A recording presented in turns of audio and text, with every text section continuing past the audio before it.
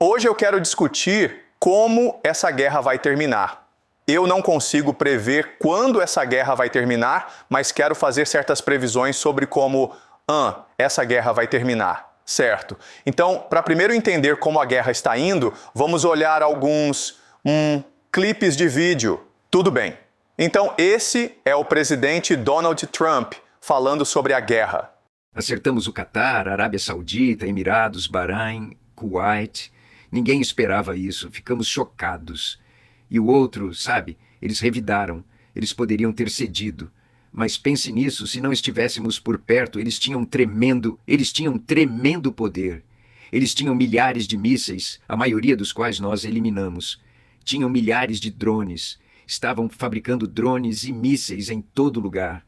Nós destruímos a maioria dessas fábricas. Eles acertaram. Certo. Então, o que ele está dizendo aqui é: nós entramos esperando acertá-los, esperando matar a liderança, e então eles se renderiam. Não esperávamos que eles revidassem, não esperávamos que eles fechassem o Estreito de Hormuz, não esperávamos que eles acertassem Catar, Bahrein, Kuwait. Certo. Então, o que ele está dizendo é que nós realmente tínhamos um plano entrando e realmente não pensamos que nossos inimigos iriam revidar. Tudo bem.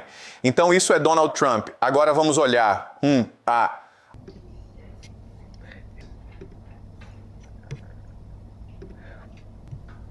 A preferência do presidente é sempre paz. Não precisa haver mais morte e destruição. Mas se o Irã falhar em aceitar a realidade do momento atual, se eles falharem em entender que foram derrotados militarmente e continuarão sendo, o presidente Trump garantirá que sejam atingidos mais forte do que jamais foram antes.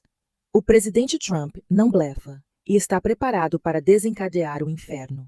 Certo. Então, essa é Karoline Leavitt. E ela é a secretária de imprensa da Casa Branca. E o que ela está dizendo é: olha, nós derrotamos esses caras, mas por alguma razão os iranianos não sabem disso. Esse é o problema. O problema não somos nós. Nós entramos com a estratégia certa, fizemos tudo certo, mas por alguma razão os iranianos, sendo estúpidos, não sabem que foram derrotados. Tudo bem.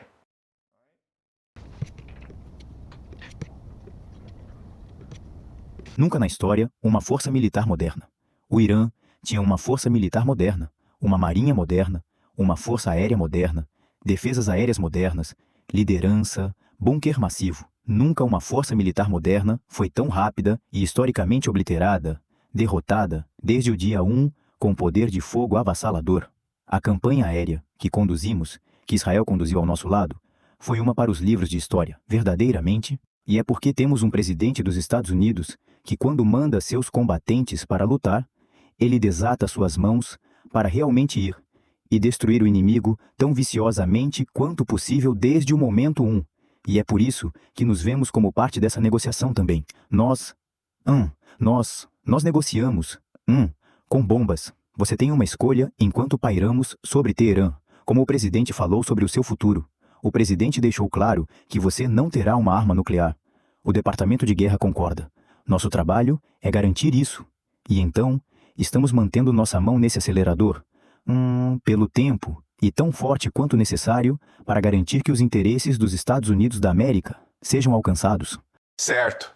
Então, esse é o secretário de Defesa Peter Hegseth, e ele representa o Pentágono, os militares, e a atitude dele é: estamos vencendo essa guerra, estamos arrasando e não precisamos negociar porque estamos arrasando e continuaremos a fazer isso. Tudo bem. Então, essa é a atitude dos militares. Agora, a mídia americana tem reportado que Donald Trump está buscando uma saída. Ele está buscando negociações. E o que Peter Hegseth diz? Não, vamos negociar com bombas, cara. Certo. Por toda a administração e no Tesouro, nós retiramos sanções do petróleo russo. Sabíamos que havia cerca de 130 milhões de barris na água e criamos suprimento que está além do Estreito de Hormuz. Então, antecipamos isso. Sabíamos que poderia haver um ponto de estrangulamento temporário, e quero enfatizar temporário, lá. E havia 130 milhões de barris de armazenamento flutuante nos próximos dias. Podemos retirar sanções do petróleo iraniano que está na água. São cerca de 140 milhões de barris. Então, dependendo de como você conta, são 10 dias a 2 semanas de suprimento que os iranianos estavam mandando. Tudo isso teria ido para a China. Em essência, estaremos usando os barris iranianos contra os iranianos para manter o preço baixo, sabe? Pelos próximos 10 ou 14 dias. Certo. Então esse é o secretário do Tesouro Scott Bessent, certo? E ele está respondendo a um problema que é, os americanos não esperavam que os iranianos fechassem o Estreito de Hormuz. E então isso está afetando o suprimento de petróleo e então a economia global poderia ser interrompida ou até destruída se isso durar muito tempo. Então Scott Bessent diz, nós sabíamos que isso ia acontecer e temos um plano realmente brilhante para destruir os iranianos de uma vez por todas. Nosso plano é esse. Vamos deixar os iranianos venderem seu petróleo e ganharem muito dinheiro. E então eles serão destruídos. Então, os americanos basicamente retiraram sanções do petróleo iraniano. E por causa disso, os iranianos conseguiram ganhar 14 bilhões de dólares assim, do nada. O orçamento militar total do Irã para um ano é 10 bilhões de dólares, certo? Então isso é o gênio americano em ação. Eles sabiam que isso ia acontecer. Sabiam que os iranianos queriam destruir a economia global. Então os americanos, que tal enriquecê-los para que eles não possam destruir a economia global? Pegamos eles agora.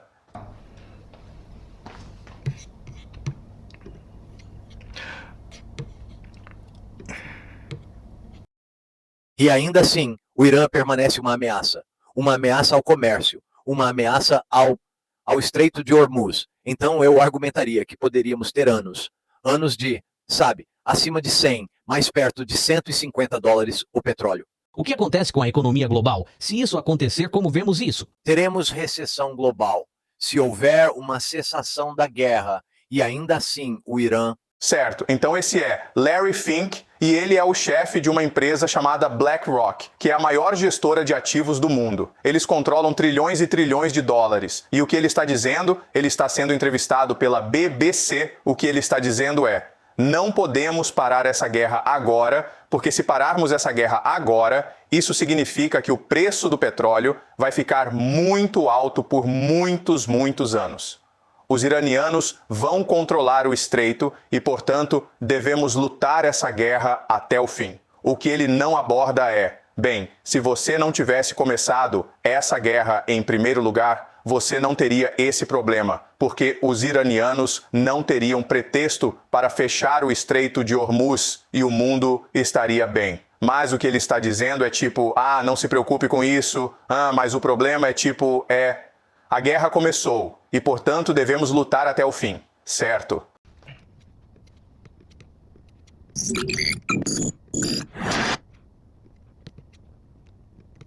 Certo, então isso é um drone lançado por um proxy iraniano no Iraque, voando sobre uma base americana. E como vocês podem ver, não há nada parando ele. Certo, está apenas voando sobre essa base americana. Está sendo controlado remotamente.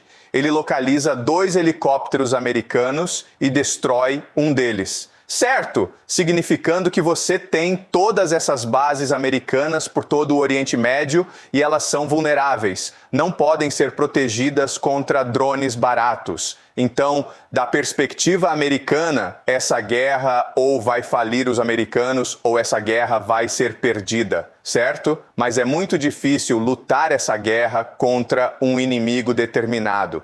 Então, o que eu quero fazer agora é examinar como essa guerra vai se desenrolar, certo? Então, eu disse isso muitas vezes, mas os americanos estão perdendo essa guerra e a razão principal é o problema da arrogância.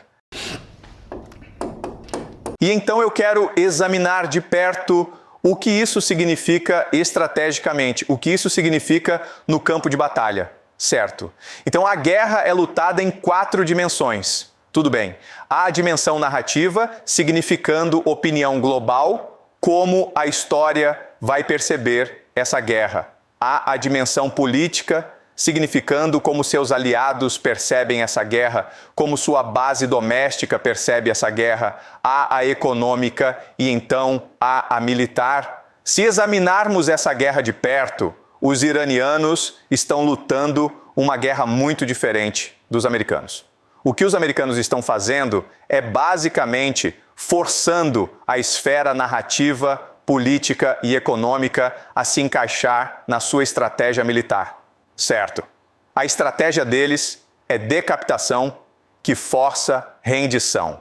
Certo. Então o que eles querem fazer é destruir a liderança iraniana, destruir a economia iraniana para forçar uma rendição na qual os americanos podem ditar termos. Essa é a estratégia deles. E é só isso. E eles estão forçando o espaço narrativo, o espaço político e o espaço econômico a se conformar à estratégia militar, significando que eles esperam que os aliados, a OTAN, eles esperam que a mídia, eles esperam que a economia apoie sua estratégia. Então, por exemplo, no espaço político, Donald Trump ordenou a OTAN a vir e abrir o Estreito de Hormuz, certo? E também Donald Trump se recusa a reconhecer o fato de que essa guerra é muito impopular na América. No espaço econômico, o que os americanos estão tentando fazer é manter o preço do petróleo baixo para não devastar a economia global. E eles fazem isso, claro, removendo sanções do petróleo russo e iraniano, o que beneficia as economias russa e iraniana, certo? E no espaço narrativo, eles estão basicamente tentando dizer à mídia para seguir a linha do partido. Donald Trump ameaçou jornalistas que se você não reportar que essa guerra está indo bem, então eu posso te colocar na prisão. Tudo bem. Então essa é a estratégia americana. Forçar os espíritos narrativo, político e econômico a se conformar à estratégia militar. Os iranianos têm uma abordagem diferente. Os iranianos estão usando os militares para impactar as esferas econômica, política e narrativa. Tudo bem, é o completo reverso. Então, a estratégia militar é calibrada, de certa forma, para beneficiar a economia iraniana. Certo. Então, o que quero dizer com isso é que os militares estão estrategicamente controlando o Estreito de Hormuz para que navios chineses possam passar, certo? Porque navios chineses são os principais compradores de petróleo iraniano. Também, se você está disposto a jogar o jogo como o Japão, ou Catar, ou Omã, eles também vão deixar seus navios passar, certo? Então isso é ser estratégico. Politicamente, os iranianos estão tentando dividir os estados do Golfo, certo?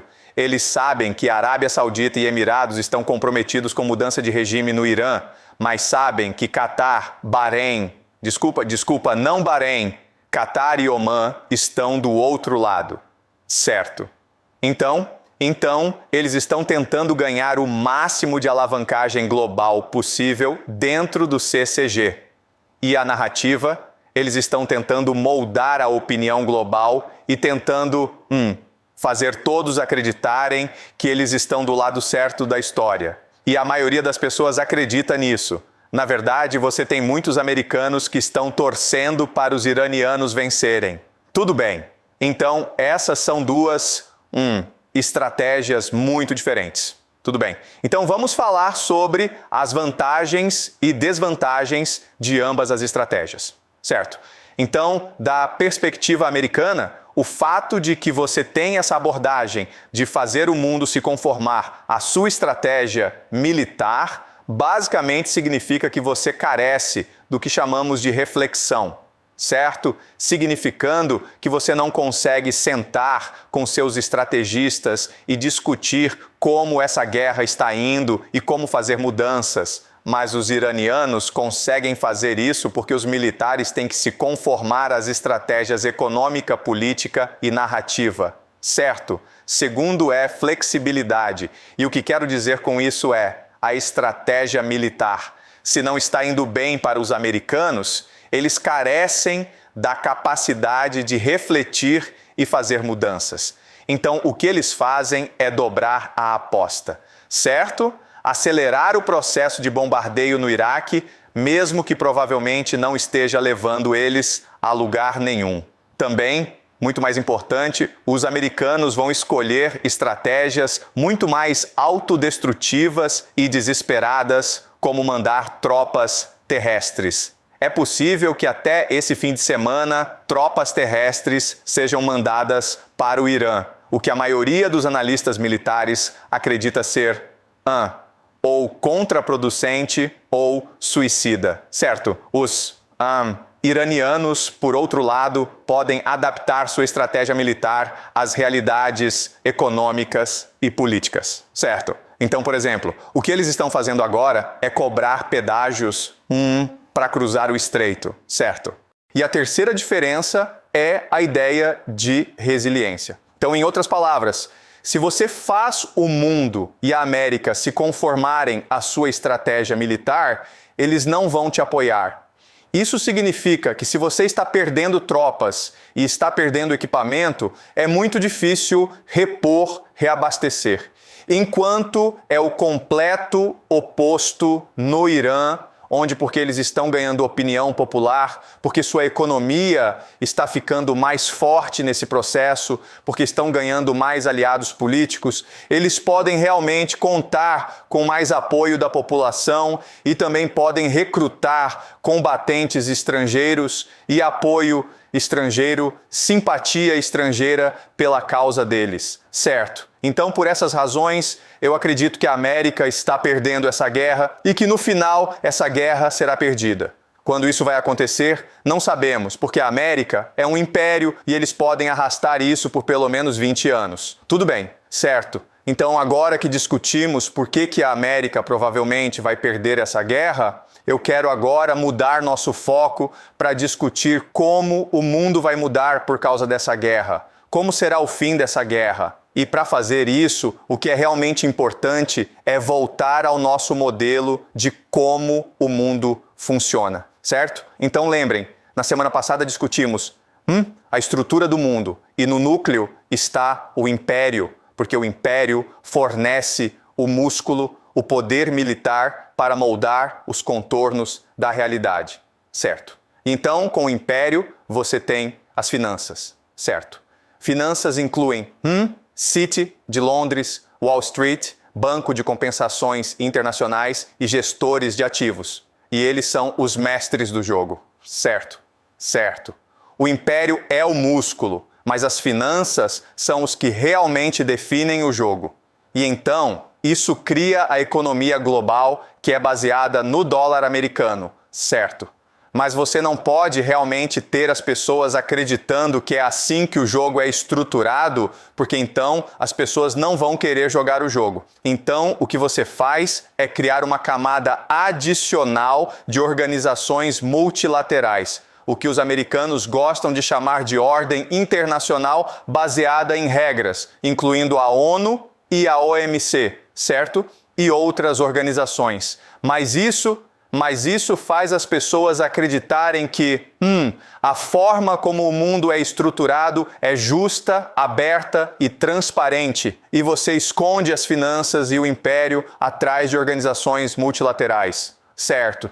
E então, para justificar, esse sistema, você tem a cultura, educação e mídia, que então cria a infraestrutura legal de diferentes nações e os valores também, certo? Então, é assim que o mundo é organizado. Também discutimos como há essas organizações que estão acima do Estado-nação, que estão acima do sistema para se beneficiar do sistema, para mantê-lo funcionando, mas também para extrair renda dele. E essas incluem inteligência, crime e ciência. Também discutimos como as forças organizadoras por trás de inteligência, crime e ciência são capital transnacional, sociedades secretas, assim como famílias de elite, e discutimos como eles são unidos por um conceito chamado o oculto, que vamos estudar mais tarde, certo? Mas a ideia do oculto, certo? Então, essa é a estrutura do mundo. Agora, uma vez que esse mundo é criado, o que você precisa entender é que as pessoas nas diferentes esferas que se beneficiam do sistema, primeiro e acima de tudo, o interesse delas é manter o status quo, certo? Então, o interesse delas é manter o status quo. Tudo bem. Então, basicamente, eles querem que o sistema continue. O problema com o sistema é que no núcleo está um império que provavelmente vai perder a guerra no Irã. E isso cria um problema, porque se o império cai, então é possível que todo esse edifício caia também. Então, a única solução é substituir o império americano, por outro império. Tudo bem que seja capaz de fornecer o músculo para esse sistema. E esse império, eu argumentei no passado, é claro, Israel. E isso é o que chamamos de Pax Judaica, certo? Então, na superfície, parece que essa guerra é uma entre os Estados Unidos e o Irã. Mas, na realidade, o que essa guerra realmente é uma guerra entre os Estados Unidos e Israel, onde o Império Americano se tornou corrupto, incompetente e arrogante. E então, agora, Israel vê uma oportunidade de substituir o Império Americano no sistema. E isso é algo que, eventualmente, cada aspecto do sistema vai concordar em fazer. Tudo bem. Então, o principal resultado dessa guerra, quando ela terminar, é que Israel vai substituir a América no Oriente Médio. Certo? Tudo bem. Então, deixe-me primeiro discutir por que o Império Americano está caindo. Certo? E a razão principal é a ideia de algo chamado o complexo militar industrial. Então, pela maior parte de sua história, a América não tinha um exército profissional. Por quê? Porque os pais, fundadores e a maioria dos cidadãos americanos acreditavam que se há um exército permanente, se há um exército profissional, isso é uma ameaça direta à liberdade dos americanos, certo? Porque os americanos lutaram uma guerra, a Guerra Revolucionária, para se livrar do exército profissional, que era o britânico, certo? Então, americanos não gostam de um exército profissional, mas para lutar a Primeira e Segunda Guerra Mundial, eles não tiveram escolha senão criar um exército permanente. O problema é que depois que a América venceu a Segunda Guerra Mundial, o aparato ficou, e o aparato queria manter o status quo,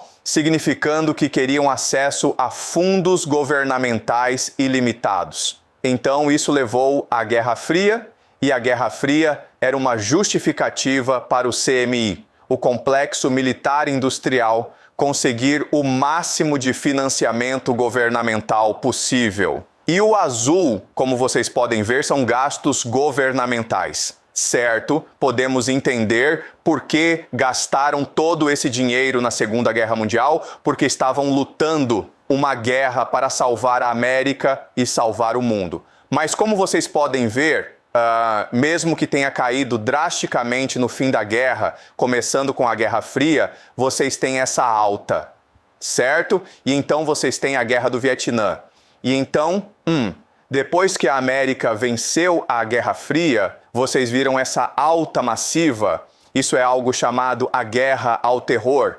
Então, o complexo industrial está sempre procurando começar guerras para justificar sua existência. Então, há um jornalista muito famoso chamado Julian Assange, e ele disse isso sobre a América.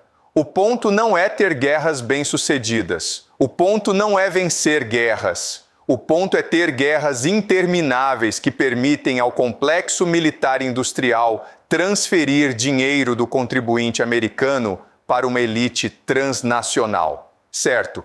Basicamente, o ponto das guerras é para o complexo militar industrial roubar o máximo de dinheiro possível da América. Certo? A América gasta muito dinheiro em seus militares. Certo? A América representa 41% de todos os gastos militares globais. Quem é o próximo? China. A China gasta 8,2%. Rússia, que é o principal inimigo militar da América, só gasta 4,1%, certo? Significando que a Rússia gasta 1/10 da quantidade de dinheiro que a América gasta. E você pensa que, ok, bem, tudo isso significa que a América é invencível. Mas o que as pessoas não reconhecem é o nível de corrupção dentro dos militares americanos. Os militares americanos são provavelmente a instituição mais corrupta do mundo, de longe. Ninguém chega nem perto, certo? 10 de setembro de 2001, Donald Rumsfeld, que é o secretário de defesa dos americanos, ele é chefe do Pentágono, e isso é um dia antes de 11 de setembro, os ataques do 11/9. Ele disse que ele teve uma coletiva de imprensa e disse que, olha, nós olhamos os livros do Pentágono, certo? Estamos tentando fazer uma contabilidade dos gastos militares do Pentágono e não conseguimos encontrar 2 trilhões de dólares. Há 2 trilhões de dólares faltando do orçamento. Foi para algum lugar. Não sabemos onde, mas foi para algum lugar. Certo? Tudo bem, tudo bem. Então, isso é Então, para onde vai o dinheiro? Vai para empreiteiros privados, certo? Essas são todas empresas privadas que ganham muito dinheiro do governo, certo? Então, olhe para a empresa Boeing. Eles tiveram em um ano 20 bilhões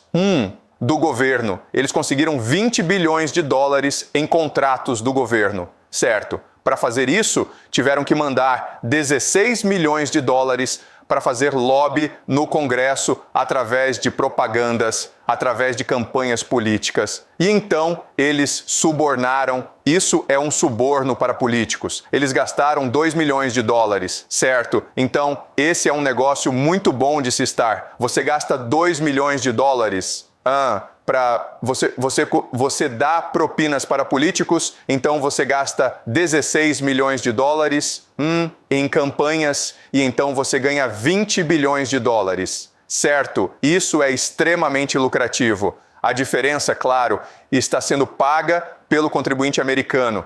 A empresa Boeing não é apenas uma empreiteira de defesa, mas também faz aviões civis. E nesses últimos anos, houve vários casos de aviões civis caindo do céu feitos pela Boeing, certo? Então, por exemplo, o Boeing 737 MAX, certo? Houve um recall porque havia alguns problemas de engenharia com o avião. Agora, houve alguns denunciantes que saíram e tentaram dizer que a Boeing é uma empresa muito corrupta. E por essa razão, eles morreram, certo? Eles simplesmente desaparecem.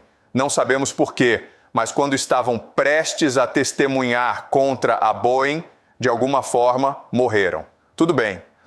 Essa é uma história realmente interessante que mostra o nível de corrupção no Pentágono.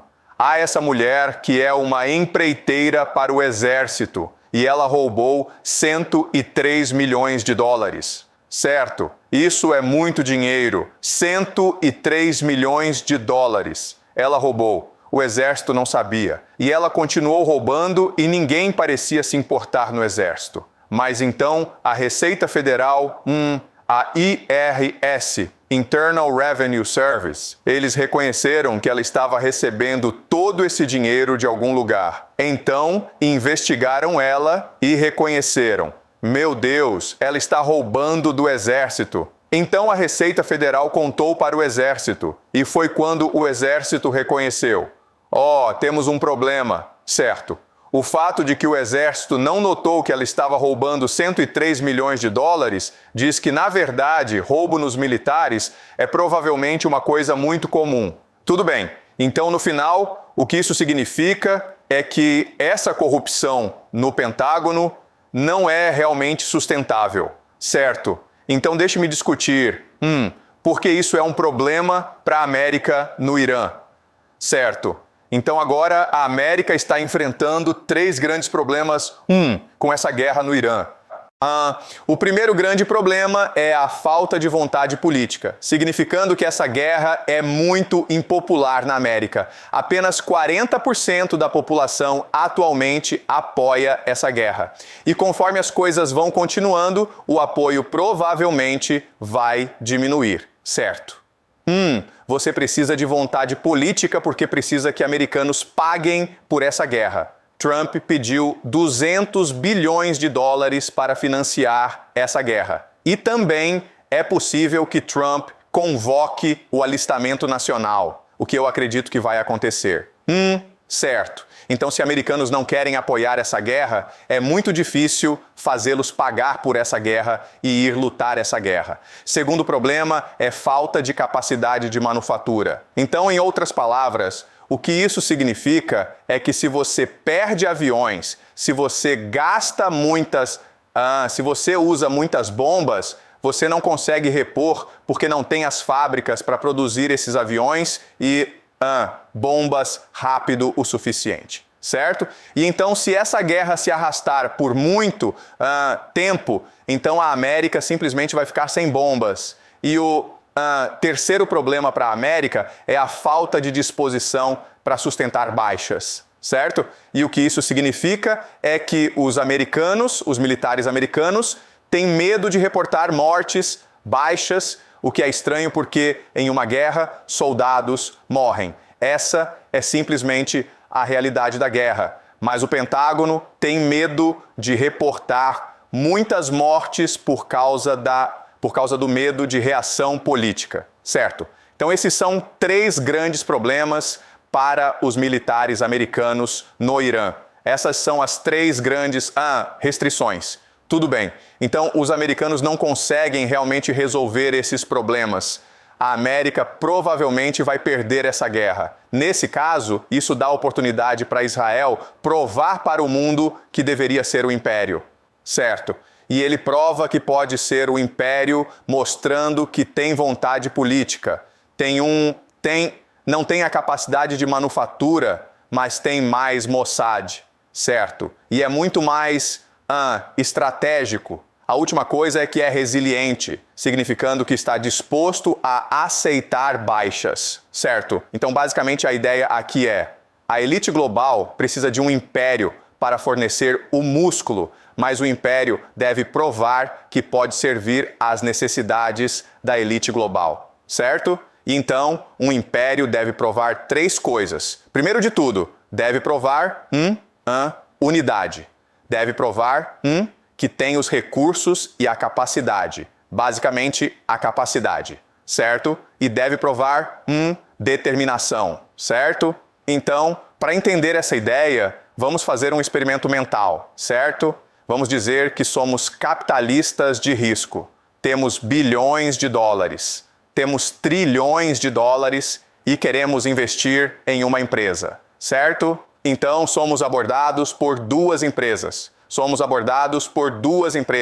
Empresa A, empresa B, certo? Então, empresa A vem até nós e diz que, olha, eu tenho 100 empresas e todas são lucrativas, certo? Não tenho um plano de negócios, mas tenho muitos recursos e tenho muita experiência e muita habilidade. E então, se eu fosse investir em outra empresa, tenho certeza que vai dar muito dinheiro, certo? Tudo bem. Então, habilidades e experiência. Essa é a empresa A. Empresa B são esses caras jovens e eles falharam, certo? Mas eles sabe o quê? Nós vamos colocar nosso coração e alma nessa empreitada. Vamos trabalhar 16 horas por dia, todo dia, pelo tempo que for necessário e não vamos parar, certo? Mesmo se essa empresa for bem sucedida, vamos continuar porque é nossa paixão. E se essa empresa falhar, então estamos falidos. Podemos nos matar, tudo bem? Então, se você é o capitalista de risco, você coloca seu dinheiro em A ou coloca seu dinheiro em B. Agora, a maioria das pessoas colocaria seu dinheiro em A, porque pensam que é baixo risco. Mas se você é um homem esperto, você coloca seu dinheiro em B, porque é alta recompensa, certo? Então, a empresa A já tem 100 empresas que são bem-sucedidas. Pessoas na empresa não se importam realmente se a nova empreitada é bem-sucedida ou não. Quem se importa, certo? posso me dar ao luxo de perder. Nesse caso, é mais provável que a empresa A roube seu dinheiro e não invista direito. Enquanto a empresa B vai ser o oposto, onde essa é a última chance deles. Se eles pegarem seu dinheiro, vão garantir que façam ele crescer, porque se não fizerem crescer, então eles mesmos morrem, certo?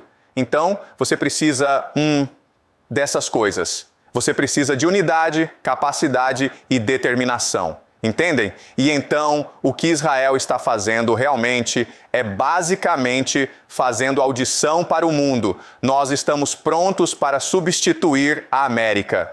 Estamos prontos para ser o novo império, certo? Tudo bem? Então, vamos olhar o que está acontecendo. A América tem esse CMI. E então, o CMI, Complexo Militar Industrial, o que eles são bons em fazer é produzir sistemas de armas muito caros. Mas, infelizmente, quando você realmente coloca esses sistemas de armas em guerra, não faz realmente nada, certo? Então, esse é o sistema de mísseis Patriot que deveria proteger o CCG e Israel e bases militares americanas de drones e mísseis iranianos. Adivinha, pessoal? Não funciona realmente. Certo, na verdade, como vocês podem ver do vídeo, os iranianos podem basicamente voar drones em qualquer lugar do Oriente Médio. Americanos não conseguem realmente pará-los. Tudo bem, então isso são bilhões de dólares. Não faz realmente nada. Isso é chamado de F-35. O F-35 é o caça mais avançado do mundo inteiro. Tem tecnologia stealth, significando que você não consegue realmente travá-lo usando radar. Isso custou 100 milhões de dólares cada. Levou 26 anos para desenvolver. Então você pensaria, uau, levou 26 anos, então isso deve ser realmente bom. Não, levou 26 anos porque o CMI é realmente corrupto e eles querem roubar o máximo de dinheiro possível, certo? E nessa guerra, os iranianos já derrubaram pelo menos um desses jatos. Certo, isso não deveria acontecer. Você não deveria conseguir derrubar essas coisas, mas derrubaram usando radar de muito baixa frequência. Novamente, essas coisas, elas não são projetadas para vencer guerras. São projetadas para roubar o máximo de dinheiro possível do contribuinte americano. Certo. Agora, o último exemplo é o Gerald Ford. Esse navio custou 13 bilhões de dólares. Custou 13 bilhões de dólares. O orçamento de defesa anual para os iranianos é 10 bilhões de dólares. Ele vai para o teatro de guerra e 3 semanas depois tem que fugir. Certo. E na verdade os americanos dizem, o Gerald Ford, esse é o super porta-aviões mais avançado do mundo. Provavelmente vai ficar em reparos pelos próximos 2 anos. E há discussão sobre o que aconteceu. Certo, há 3 possibilidades diferentes. A primeira possibilidade é que, há um acidente na lavanderia e há um incêndio. E esse incêndio se espalhou pelo porta-aviões. Certo, o que significa que, na verdade, o porta-aviões não é muito resiliente. Certo, então essa é uma possibilidade e essa é a história oficial. Mas também há outros que dizem tipo, os iranianos acertaram o navio com um míssil e então o Gerald Ford não consegue se proteger de míssil iraniano, então fugiu. Certo. A terceira possibilidade, a terceira explicação é que o Pentágono reconheceu que há limitações severas do Gerald Ford em operações de combate reais. Seu radar, seu sistema de orientação são todos muito limitados. Então, o Pentágono retirou o Gerald Ford porque era absolutamente inútil em guerra, certo? Qualquer história que seja verdade não pinta um bom quadro dos militares americanos. 13 bilhões de dólares e isso não faz nada. Certo, é apenas um elefante branco. Os iranianos são, e também, isso é Iwo Jima. E isso aconteceu na Segunda Guerra Mundial, no Teatro do Pacífico, quando os americanos estavam lutando contra os japoneses. E isso é o auge da glória militar americana. Certo, levou cerca de 6 mil. Americanos perderam 6 mil fuzileiros navais na tomada dessa ilha. E esse é um sacrifício que você precisa para vencer guerras. Você vai perder muitos soldados. E americanos são orgulhosos de que, estavam dispostos a fazer o sacrifício necessário para vencer a guerra. O problema é que americanos não estão dispostos a sustentar baixas, certo? Então, os americanos mandaram cerca de 5 mil, por volta de 5 mil fuzileiros navais para o Irã, esperando que 5 mil fuzileiros navais sejam suficientes para vencer essa guerra, certo? Mas isso só mostra que os americanos não têm estratégia para vencer essa guerra e eles não querem fazer os sacrifícios necessários para vencer essa guerra. Querem vencer essa guerra o mais rápido e barato possível. Certo, os israelenses são diferentes. Certo, isso é Gaza e todos nós sabemos que o que Gaza fez foi terrível. Mas, novamente, se você está fazendo audição para ser um império, Gaza é prova de conceito, certo? Significando, está mostrando para a elite global. Olha, estamos dispostos a fazer o que for preciso para vencer essa guerra e defender o império, certo? Então isso foi uma tremenda tragédia e são crimes de guerra, certo?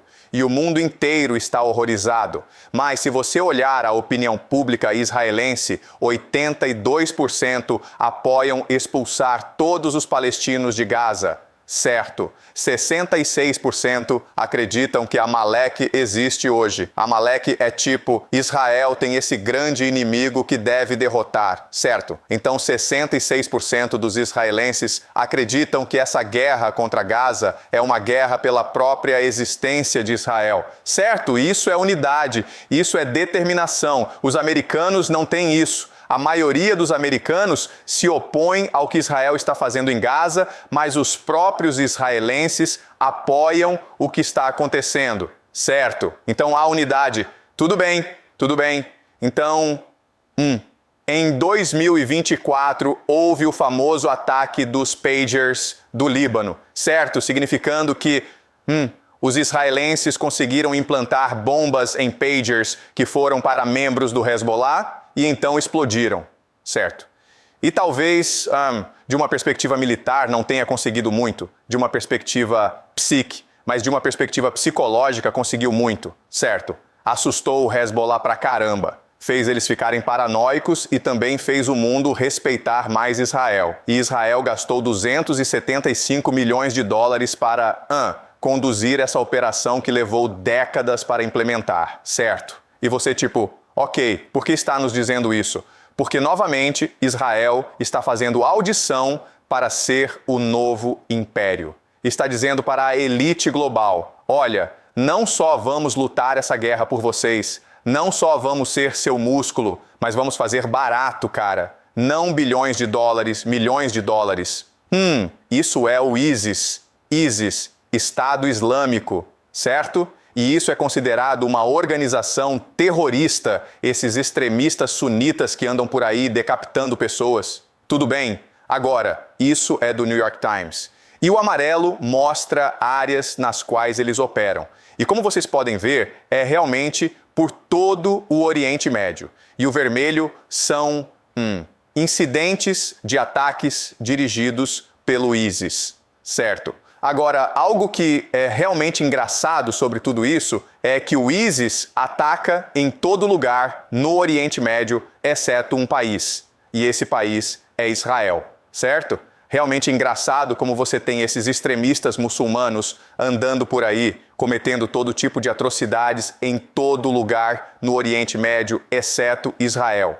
E então, é por isso que muitas pessoas acreditam que o Estado Islâmico é, na verdade, uma criação do Mossad. Mas, novamente, Israel está feliz que o mundo saiba disso, porque, novamente, Israel está fazendo audição para ser o novo império. E o que Israel está dizendo é: nós não precisamos usar a estratégia americana de simplesmente bombardear todo mundo até a morte, certo? Isso é caro, é brutal. Não é muito estratégico. Nós podemos usar o Mossad para infiltrar grupos e usar esses grupos contra seus vizinhos. É muito mais eficiente, é muito mais efetivo, certo? Então, o que Israel está dizendo é: nós somos muito melhores em controlar o Oriente Médio do que os americanos. Então, deixem-nos controlar o Oriente Médio usando nossas estratégias, certo? Essa é uma história de um agente do Mossad que estava disfarçado de pregador do ISIS. Certo. E isso acontece muito. Há muitas histórias onde você tem esses comandantes ou agentes do ISIS e quando você os prende, descobre, ok, na verdade eles são Mossad. Certo. Então ISIS é basicamente uma operação do Mossad. Tudo bem, então a história principal aqui é, ok, se você olhar a história, a relação entre Israel e América é na verdade bem simples. Israel é o pitbull da América. O problema com o império conforme envelhece é que ele não quer fazer coisas ruins, certo? Ele quer se sentir bem consigo mesmo. Portanto, ele terceiriza a violência, o assassinato, o genocídio para diferentes pessoas, certo? Para mercenários, os israelenses no Oriente Médio. E esse é um padrão ao longo da história humana. Então, os romanos começaram como mercenários para os etruscos na Itália. Os astecas começaram como mercenários para os toltecas no México. Os gregos começaram como mercenários para os persas, certo? Os mongóis começaram como mercenários para os chineses. Os acádios começaram como mercenários para os sumérios. Os mamelucos começaram como mercenários para a dinastia Aiúbida no Egito. Em toda instância, o que aconteceu é que os mercenários eventualmente chegaram a um ponto. Nós somos os que estamos nos matando por esse império. O império é corrupto, decadente e fraco. Por que simplesmente não assumimos o controle? E eles assumiram, certo? Estamos vendo uma situação similar se desenrolar hoje no Oriente Médio, onde Israel foi criado pelos britânicos e americanos para ser seu pitbull, para ser seu porta-aviões no Oriente Médio, para criar o máximo de instabilidade possível para que os americanos e os britânicos pudessem controlar o suprimento de petróleo no Oriente Médio. E isso continuou por décadas. E agora os israelenses estão tipo, espera aí, nós somos os que estamos fazendo todo o trabalho. Nós somos os que estamos fazendo todos os sacrifícios. Nós somos os que estamos recebendo todo o ódio nesse mundo. Então, por que não deveríamos ser o império agora? A América é inútil, certo? Tudo bem.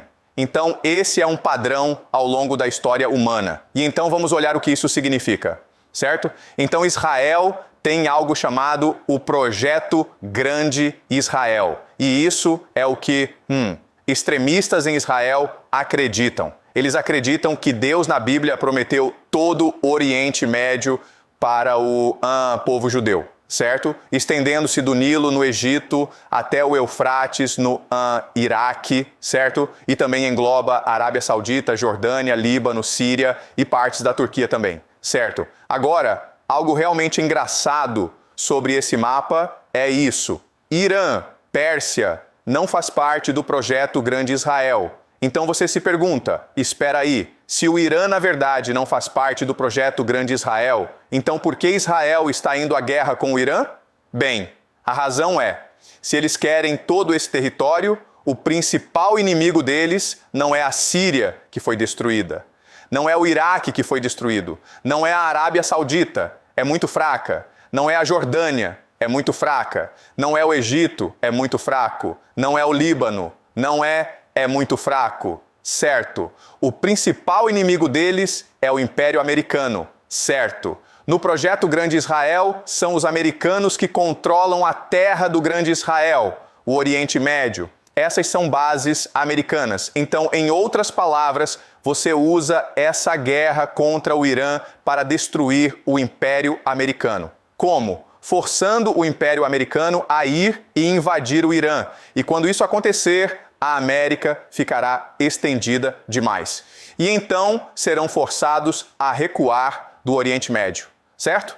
E então, eventualmente, a América será derrotada. A América será forçada a recuar do Oriente Médio. E eu acredito que duas potências regionais, certo? Irã e Israel. E, novamente, por causa do projeto Grande Israel, os israelenses não têm problema com isso. Pérsia, novamente, não faz parte do projeto Grande Israel. Os israelenses realmente não se importam se o Irã ainda estiver de pé. Eles querem que o Irã seja enfraquecido o máximo possível, certo? Mas eles realmente não se importam, eles realmente não precisam derrotar o Irã para alcançar a profecia bíblica, mas eles precisam derrotar os americanos. Tudo bem? Os americanos estão no caminho.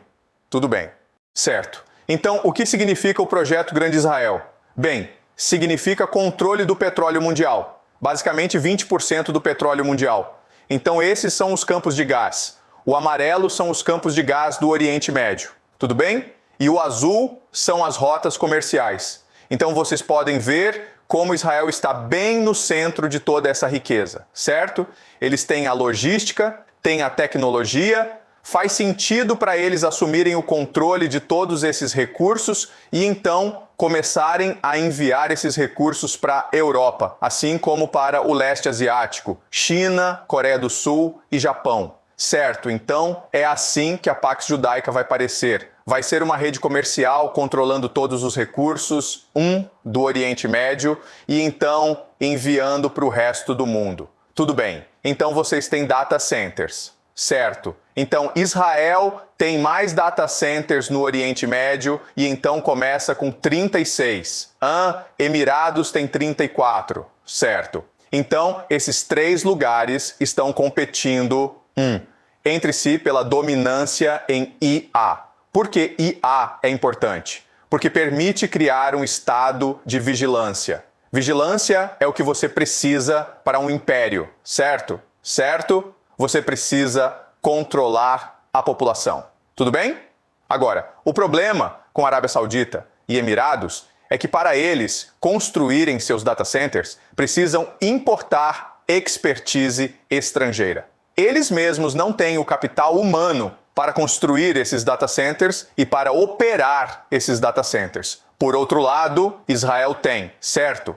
Israel tem as melhores universidades do Oriente Médio, tem o melhor talento de ter primeiro no Oriente Médio, tem o melhor capital humano. Portanto, faz perfeito sentido para Israel simplesmente absorver toda a rede de IA do Oriente Médio e se tornar o principal epicentro de vigilância de IA no Oriente Médio, certo? Que vai se tornar a espinha dorsal da Pax Judaica. Mais uma. Então como a Pax Judaica vai parecer? É realmente o corredor comercial Índia, Oriente, Médio, Europa, certo? Tudo bem. Então olha esse mapa onde, para a Índia chegar à Europa, ela tem que passar por Israel. Certo? Então é assim que a Pax Judaica vai parecer. Basicamente um corredor comercial que vai unir o subcontinente asiático com a Europa. Certo? Mas não só isso. A ideia disso também é conectar com a África. Certo? Porque nenhum outro lugar consegue acessar a África. Só Israel consegue. E não só isso, também consegue acessar Ucrânia e Rússia. Então, a ideia é pegar energia e comida russa e ucraniana e então transportar para a África, que está se combinando com o mundo. Certo? Então, Israel, por causa de sua localização, pode realmente ser o epicentro de todo o comércio global. Tudo bem. Agora vamos olhar. O Irã. Então, por muito tempo, o Irã tinha muitos recursos de petróleo, mas os americanos colocaram sanções nessas exportações de petróleo. Essa guerra basicamente levantou todas as sanções, certo?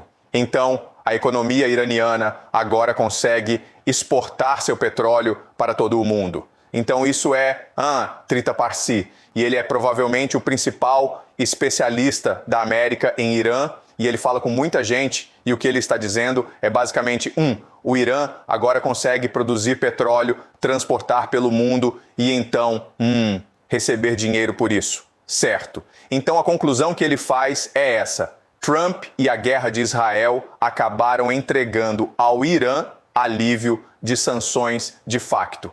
Antes da guerra, o Irã estava cortado da economia global. Por causa dessa guerra, o Irã agora está se tornando integrado à economia global. É o completo oposto da intenção dessa guerra. E o que isso significa é que o Irã agora está menos incentivado a terminar a guerra. Certo?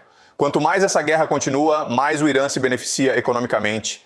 Tudo bem, então o Irã, uma vez que essa guerra terminar, se torna o epicentro de duas grandes redes comerciais. Certo, certo.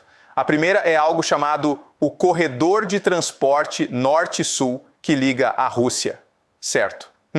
E o Irã juntos? Certo. E isso, então, vai permitir que a Rússia acesse a Índia e a Ásia e permitir que o Irã acesse a Europa. Certo. Então, esse é o corredor Norte-Sul, que é controlado pela Rússia. Mas também vocês têm, claro, a iniciativa Cinturão e Rota. E adivinha? O Irã também está no epicentro dessa rede comercial. Certo. Então, para a China acessar a Europa, tem que passar pelo Irã. Para a Europa acessar a China, tem que passar pelo Irã também. Certo?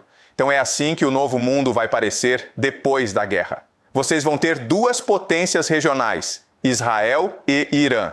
E elas terão suas próprias redes comerciais independentes e terão seu próprio acesso a recursos. Então, Israel vai controlar os recursos do Oriente Médio e o Irã vai controlar o Estreito de Hormuz, certo? E com o pensar tipo um pedágio que vai alimentar a economia, eles vão ser ajudados pela Rússia e China, porque é do melhor interesse da Rússia e China desenvolver a infraestrutura do Irã para facilitar o comércio global, certo? Mas então vocês espera aí, mas Irã e Israel são inimigos, certo? Então isso é um mal entendido. Ideologicamente, Irã e Israel são inimigos, mas eu quero ensinar vocês 3 princípios ou regras básicas de geopolítica, certo? E uma vez que vocês entendam essas regras, vai ser muito mais fácil para vocês entenderem o novo mundo para o qual estamos indo. A primeira é essa: os fortes respeitam uns aos outros e atacam os fracos. Certo, isso faz sentido, certo? Porque os fortes estão lutando entre si. Não seria mais fácil para eles, deixar um ao outro em paz e ir atacar os fracos? Beneficia todo mundo, certo? Então, nessa situação, certo, vocês têm países diferentes. Vocês têm CCG, vocês têm Israel, vocês têm os Estados Unidos, vocês têm o Irã, certo? Então, vocês têm esses 4 jogadores diferentes nessa guerra. Agora é essencialmente Israel, CCG e EUA lutando contra o Irã. Mas se o Irã provar que é forte e Israel provar que é forte e o CCG provar que é fraco, os EUA provarem que é fraco, adivinha o que vai acontecer? Israel vai se juntar ao Irã e dizer: dane-se esses caras, vamos trabalhar juntos, cara, certo? Faz sentido, mesmo que no início pareça que Israel, CCG e EUA são aliados contra o Irã. No final, se o Irã conseguir provar que é forte, então Israel vai abandonar o CCG e os Estados Unidos. E Israel vai trabalhar com o Irã para construir uma nova ordem no Oriente Médio, porque essa é a lei da selva. Certo? Isso é o que é do melhor interesse de acordo com a teoria dos jogos para Israel. E a última coisa a entender é: os fracos não trabalham bem juntos. Os fracos devem se aliar aos fortes para a proteção, certo? Então, o que isso significa é que o CCG é fraco, certo? Então, vocês olham para Arábia Saudita, Emirados, Bahrein, Omã, Kuwait, Catar, certo? Então, esses são os 6 países do CCG. Todos são fracos. E vocês pensariam, sabe o quê? Se eles combinassem seus recursos e lutassem juntos, provavelmente poderiam vencer Israel ou provavelmente vencer o Irã. O problema com isso é que jogadores fracos não trabalham bem juntos, certo? Eles são fracos porque são estúpidos. São. E então, o que eles fazem é, ao invés de buscar trabalhar juntos, o que eles fazem é buscar se aliar a forças mais fortes. Certo? Então agora eles estão todos alinhados com os Estados Unidos e Israel. Tudo bem, contra o Irã, mas conforme essa guerra progride e os EUA caem, então o que vai acontecer é que eles devem escolher Israel ou Irã. E o que vai acontecer é que vocês podem ter alguns lugares, Catar e Omã, que escolhem. Sabe o quê? dane-se isso, vamos nos juntar ao Irã. E vocês têm Arábia Saudita e Emirados que são tipo, ok, vamos nos juntar a Israel, certo? Mas o CCG, independente do que acontecer, não vai mais ser um fator global importante no Oriente Médio. Muitos deles vão ser destruídos por causa dessa guerra. Tudo bem?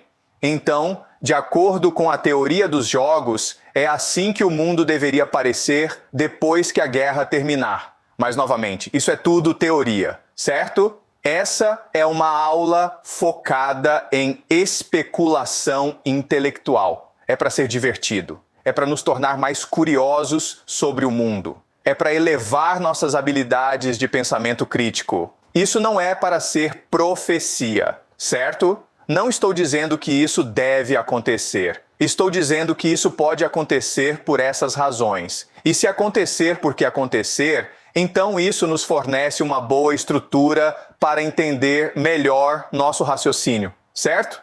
Se não funcionar desse jeito, tudo bem, porque vamos simplesmente voltar e analisar melhor o que deu errado, certo? O que é realmente importante é não fazer um julgamento. O que é realmente importante é manter nossas mentes abertas e estar abertos à possibilidade de, diferentes resultados. Tudo bem. Certo. Alguma pergunta, pessoal?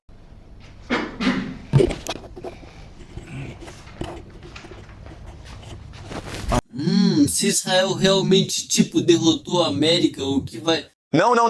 Eu não disse que Israel vai derrotar a América. Eu nunca disse isso. Certo? Não. Vamos ser claros sobre a linguagem. Eu não disse que Israel vai lutar contra a América. O que eu disse é que Israel está fazendo audição para substituir a América. Israel está tentando provar para a elite global: eu sou forte o suficiente para substituir a América quando a América sair do Oriente Médio. Entende?